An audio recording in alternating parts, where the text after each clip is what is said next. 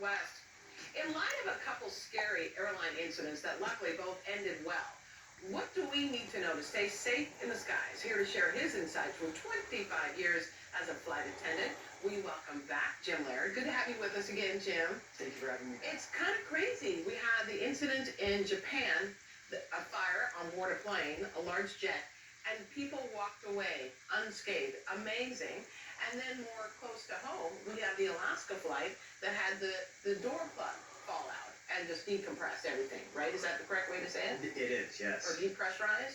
Decompression. Decompression. Yes. Okay. So let's talk about, though, in light of those recent incidents, what can we all do to be safer flying? My first thought is not sit by the window. Well, so the flight attendants have gone through vigorous training Right. to ensure that each flight is a safely operated one. Really, just from the start, paying attention to the safety demonstration, knowing where your closest emergency exit is. When you stow your bags, remember, you've got to keep them tucked under the seat in front of you so that if you have to get off the plane quickly, you can do so without getting your feet tripped up in your... Oh, that makes sense. Yeah. Okay, and also, so things aren't flying. Yeah. You know, right? Most importantly, yes. And it seemed like with the Alaska flight, the local flight, that people knew to put their mask on. Yes. That they all did a good job of that. And you probably didn't hear the flight attendant yelling, "Put on a mask." But Yeah. that's part of our training when a decompression happens, because you can lose consciousness pretty quickly if you're at higher altitudes. Oh, so that could have happened, but Yeah. it didn't happen. Yeah, they were only at 16,000 feet. They were still climbing out when Okay. when the plug flew out. And then it looked like the flight attendants were going around making sure everyone was safe and had the mask on. Correct. Okay, so tell me about the training that you go through and what you're prepared for, because clearly the flight attendants on that flight were prepared for that. Absolutely. They were prepared. They were prepared, Yeah. yes. So decompression is one event. Smoke and fire in the cabin. Medical training. Actually, you'd be surprised how much background medical training flight attendants have, so they can recognize different ailments on a flight, assess the situation, and if need be, call for medical assistance from a physician. What have they been able to recognize? Well, like for me, the first medical condition that I encountered was a gentleman having a seizure. Oh, wow. Yeah, and I didn't even realize what was happening. He was just getting all tense, and his eyes were wide open, and he was really in a state. Right. Fortunately, the person sitting next to him was a nurse, so they recognized that it was a seizure and were able to treat the passenger. And since then, I've had it happen again, and I recognized that it was a seizure and was able to get medical attention and get the person treated. Yeah. But heart attacks, childbirth. Wow. There's a number of things that have happened on airplanes that are, you pray that it's going to be a routine day. You're not going to have to encounter. It wasn't you that had the child. No, I'm talking about it wasn't you on the plane that had where someone had to give birth to a child.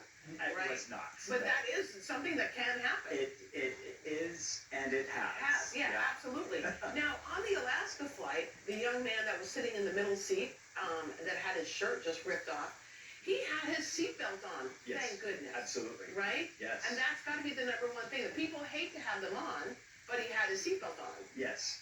And again, it was climb out, but you should have your seatbelt fastened. Whenever you're seated, just buckle up. Right. It is because you don't know what might happen. And these incidents are so rare.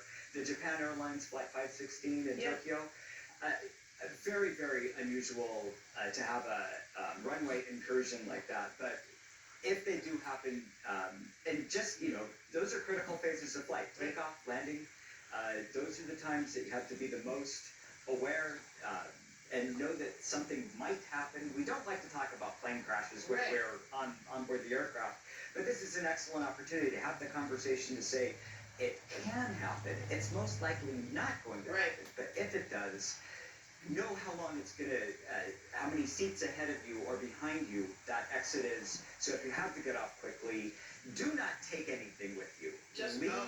everything and get off the plane. Right. Stuff is replaceable. Because that's what happened. That's why it worked so well in the Japan Airlines, is that all the passengers did as they were told and just walked off. Yeah. And then it blew up into flames. Yeah. You know? Yeah. It ran off. Yes. Yeah. Exactly. So Yeah. that's great. Okay, and then if people are afraid, though, what would you that this is, as you mentioned, a rare occasion. Yes, it is still by far the safest means of transportation. The incidents, we've learned from our mistakes. Yeah. The airline industry has evolved and changed from its infancy. And by learning from incidents that happened in the past, we've shaped airline regulations so that they're a lot less likely to occur. But if something does happen, that we're trained to get you off the plane as quickly as possible, Right. or to respond to an event so that it's handled appropriately. Yeah, absolutely. What's been the scariest incident that's happened on a plane for you? For me, I've been very lucky in my 25 years. There's only been one incident that was worth noting. It was we were coming in for landing in Las Vegas. The pilots got a warning light, or a lack of a light. Right. It showed that the aircraft, the landing gear wasn't locked in place. Oh, okay. And so we did a slow flyby at the tower, and the tower said, your gear is down. But there was a potential that it would collapse when we landed. So the airport was prepared, the passengers were prepared, we were honest, we were like, so there's potential this could be a Bumpy incident. landing. Yeah, but it's probably going to be routine. Yeah. And it was. Wow. Yeah. Fantastic. Yeah. Thank you so much. Oh, thanks for I'm having glad you me. had very few incidents in 25 years. Absolutely, me too. Thank you. It shows to the safety. Absolutely. Yeah. All right, we'll be right back with more AM Northwest. Don't go away.